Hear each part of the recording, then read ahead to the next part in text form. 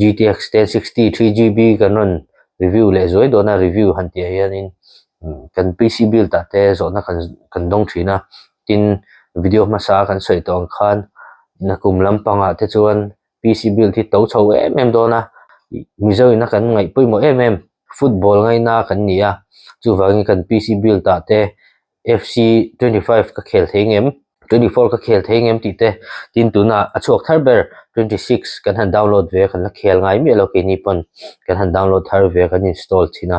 ti chuan nakum lampanga PC build te to don sia FC ngor te kan lo khel du ni chuan eng graphic card nge kan mananga eng hi nge thato kang ti te kha sia ta poimo donin kan sia tin chu soi tong khan 1060 3GB hey single fan ani asu sa tangin a condition hi la tha khop maya sang hi som paruka chuak to khan ni 1060 a han 3GB le 6GB kha oma 3GB le 6GB hi kuda core za somni pariat in ain san le ni me a bhag jong chu VRAM ti lawa chani bhag jong chin ang veka base clock boost clock ti te engkim a memory speed te po ain ang vekani ti chuan kum som dona upato kha o kum som chu ni to meng chu kum som o upato graphic card chu ta po VRAM 3GB lek khan FC 26 tun lai game chuaka chuanin larber pol le MIZO te na kan khel du ber pol kan khel thengem ti lai kha kan ron en chin dona ti chuan kan spec sa po hianin hei eta kan test board a hian processor po asang lutuk do lo kon man hi Ryzen 5 2600X ania achu ana rei to a RAM a 8GB gaming 3200 MHz kan vua chu de jong chu ni ani maya SMPS te po ngai sang lutuk lo a he graphic card hianin 120 watt maximum a pot thei tura ngai ania chu hong chunin SMPS sang thak po ngai lo ni ti chuan FC26 hi kan khelanga du thu sam lo na lai te OMT te po kan enanga tina khel zo em ma khel zo chiang in kan shem ti te kan en bokanga heta tuna kan ran lai mek hi kan test so a RAM inang chi chi heta XPG D30 kha 8GB dang kan neya hei kan vuah bel lenga performance a boost sem that puyem ti te kan enanga ti chuan chumi zo le a chuanin khovela processor chuak to chuan gaming a chuan lar ber ti la kan soi so lo mai theini Ryzen 5 5600X hian processor hi kan thlakanga kan khel le chin bok don ni 8GB le 16GB ve khan performance in thlau omem CPU kan tia processor bi ka hi poimo em nge RAM zo hi alo tok ti te nge kan bua sa kha atok chi zo kem ti te kan endona frame rate hi unlimited in kan da a chan chu eng tianga sangin nge avor chho thei chuan cutscene po full frame in kan da cutscene hian cutscene kan di chu goal and celebrate lai te ti vel khatiang video ha cutscene kan ti thin kha chu ni ta thil dang hi chu poimo overload tura ngai lang tin video te rei lo zong nan chuan tu na kan lo khel chinang game chin chana aron ban hal chu chat me a chuan kha pas ma saber po ban khop mai khel lei thei don lo ti chu hriat ngala ti chuanin kan notice ma sakber tu kita achung ber dot tu khan GPU usage kha oma chuan atnoi ber pathum na CPU usage kha om le a an thauta ni GPU usage hi sang tuk si lo 66 64 ten ne chuanin CPU han 99% ten mang ta dei minute chuan thau lu tuka a number kha in nai te om thei se du tu samania 80 pakhata 80 ni jon pakhata 75 te lo ni thei se tiang kha du tu samania chun tuna alanda ni chu CPU le GPU khain bottleneck a ang ta ni chu bang chuan in game te poi ban ni the tin RAM po so a na lu tuka 8GB tang khanin 94% veltal chu 80 chu lang chi orenga task manager apo khan khami wang po kha ani thei ti kha hriata RAM te po kan han vua bel lenga kan en leng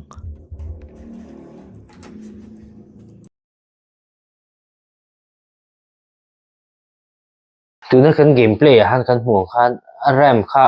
na lutuka helama task manager apo han entaila tuna hian game chunga game khelo po han 8GB atang hian in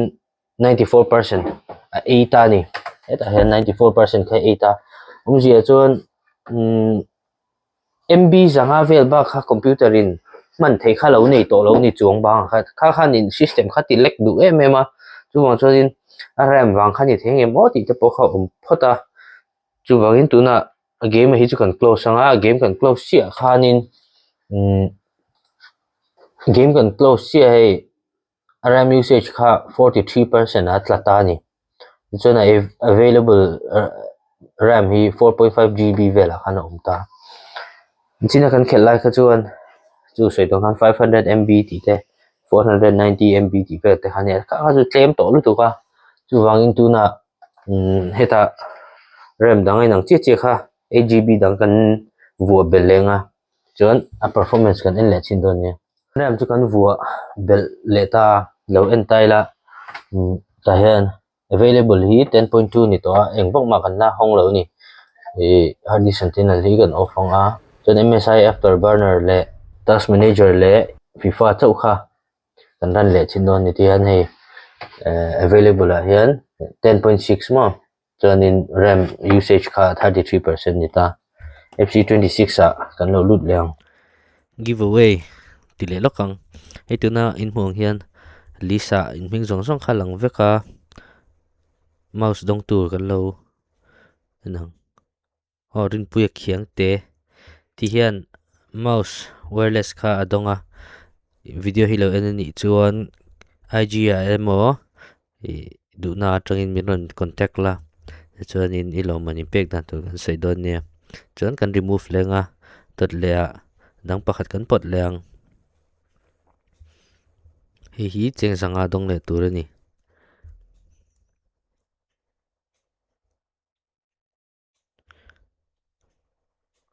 be bo ma ti kha milo contact bok don nia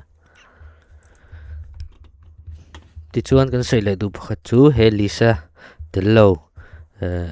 giveaway aron participate ve ngei no mani chuan he Lisa hin lo tello palani chuan ron sei ula giveaway dot le in mingal lo da le don nia ti chuan next giveaway tan chuan kan IG page a khan tuna hian post har pakhat lom tu sei na ti mayang tung kuma kan thil ti ho post kan ne ta chuan in du ron comment ula he video lo en tu te zanin zan lai thleng comment si kan honga chu ta tanga comment dik pahni in zanga dong le ve don nia ti khan RAM vua bel khan inge danglam na a thlen lo enanga ti chuan hei heta RAM a eiza thi a sang ka duai phot mai ni china kha chuan 7000 vela han ta ka chan chu kha bak ei tur kha nei to si lawa chuan FPS po up ngal CPU usage po hei asang lu tuk to lo in china kan hmu ai kha chuan china kha chuan 80 to 90 kar te kha nia FPS po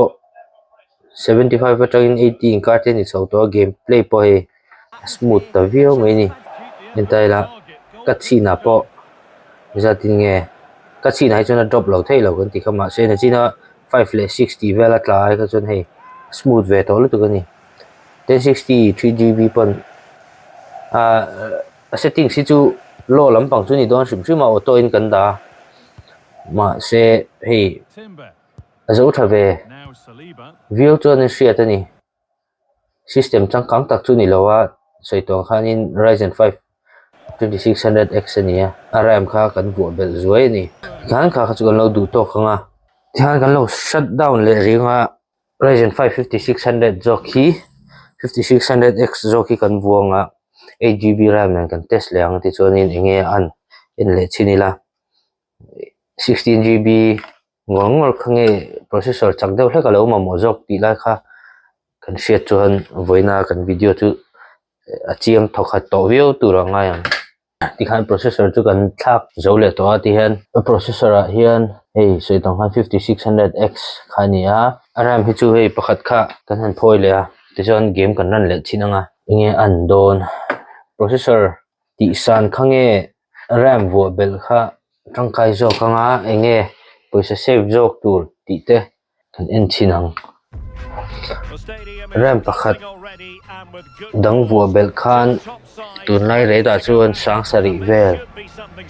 sen bel turanga ngai ania Vision processor 2600X atanga 5600X a inson chho tur khan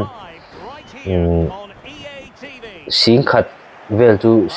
se na ngai mai theni ta chuanin tuna 5600X performance kan lo enanga 8GB RAM a task manager lama hian kan hmu thei chu tian hei memory hi a na zok seta heta kan hmu thei ang hianin 100% pop te na ta ni ti chuan a gameplay a hian enge ana an don smooth to smooth pha processor kan thlak nu ka chuan 8GB ve ve a 2600Xi ka chuanin a vor zo ati theni hei ban kha ve lo ta ban chut kan tiang kha ma se alandana chuan FPS vel alandana chuan RAM vua bel khan performance of boost zo kemo ti theini ma se eta processor usage le graphic card usage hi entire 97 le 80 89 tuna te pon ita he a number in nai khan processor le GPU usage kha number a percentage in nai khan a bottleneck lo ti na chu ni tlang puya khoi mu zo a san big lu khoi mu zo a hiam big lu tu khan en bottleneck kan ti kha chu ani deuh tlang pui ni chuan hei kan hmuh hian FPS po a zia tho khat view ma se RAM vua bel zo khan a tha zo kem o ti thei ta ni processor sang lu tuk man ai kha chuan kat chi na po zia kat chi na po a drop duai lawa ma se tha over chu la ni chung lo ni khati zong kha lo ni phot se tlang pui chu a hriat thei to thoin ka hria processor kan thlak nu po khan performance chu a boost khop maya ma se RAM vua bel khan sen so hau tak lo zok mai thei tin RAM kan vua bel tur kha second hand te lo ni phei chon tu na kan se yang ai khanin ala tom zok don boka chuan tu na RAM pakhat dang kan vua bel lem ti khan RAM kan vua bel le to a top nan 16GB RAM le 5600X in kan han test vele shimanga tuna video a chuanin kan hmu tum le kan hriat tum chu kan se thiam thei war to in a hriat ani chuan hei game an han khel tana FPS hi up le ta dor mai ni performance boost kha om le ta nual mai ni processor chak bok RAM 16 ni to bok in 3200 MHz lo nia XMP kan ona graphic card chu sang tak lo ni lo ma se Khelh smooth thei view to in a hriat ani 1080p nia kan monitor hi lo soi thei ngila 1080p hi tu lai game kan khel dan tang pui nia high end deuh ka du ta chon 2K te om chho to ma se 2K khel tu chon tuna kan graphic card manin chon in zo do lo chianga 1080p hi tang pui na kan la khel dan ani ti khan kan 1060 review chu kan zo a 1060 3GB nia 1060 6GB po kha om thau kan tiang khan ma se MIZO kan ron tin chan po a budget theyang bera FC26 ngor khel du tante graphic card lak ala ni MT te kha kanon ti lan du ber chu nia a khola kha sang tak po lo ni lo ma se RAM kha seitong khan in XMP thei ni se 16GB tal khani thei se ti chuan FC26 te kha chu ala khel thei ve view ni ti kha kan hmu theya chu viewer te pon in lo hriat a PC in leidona po seitong han kum thara phei chonin to don tuka kini pon ti to lo dan tur sam hi kan ngai tua customer te tan tin tuna te po in stock dan tur te kan ngai tua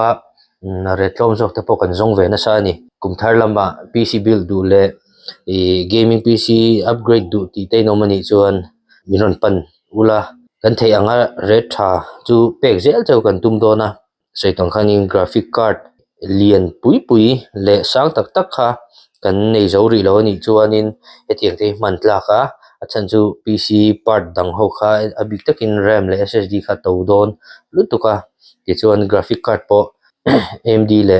Nvidia hian kum thar lampanga chuan ron ti san ve tho an tuma chan chu VRAM keng ve tho an nia Nvidia hian tuna phei chuan an graphic card ho hianin a GPU chip ringot te hi an thon chuak to VRAM te lo ten an thon chuak to ni chan chuan ni pon an nei to bik lawa ti chuan wena kan video mi lo thlir sak tu zang zong te kan lawma zanin kum hlui thla zan le